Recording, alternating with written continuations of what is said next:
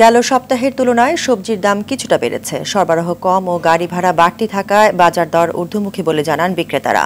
এদিকে পেঁয়াজের দাম গত সপ্তাহের তুলনায় ১১০ টাকা থেকে বেড়ে ১২০ টাকায় বিক্রি হচ্ছে। তবে আলু, রসুন সহ অন্যান্য পণ্যের দাম অপরিবর্তিত থাকলে অধিকাংশ ভোগ্যপণ্যের দাম বাড়তি রয়েছে বলে জানান বিক্রেতারা। ক্রেতারা বলছেন, সরকার পরিবর্তনের ফলেও বাজারের দাম কমেনি। নিত্যপণ্যের দাম ক্রয় ক্ষমতার বাইরে বলেও জানান তারা।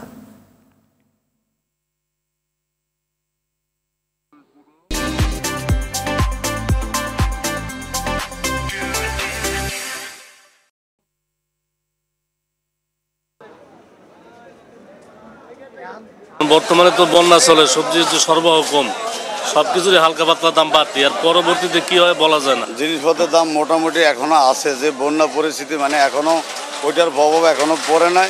হয়তো আরো 2-1 দিন গেলে মানে রোদ্র উঠলে মানে ওটার প্রভাব পড়বে। বাজারে এটা প্রতিপক্ষ দেখা উচিত, কিন্তু ওই যে কয় দাম কমছে, কিন্তু এটা শিওর না, কমে না।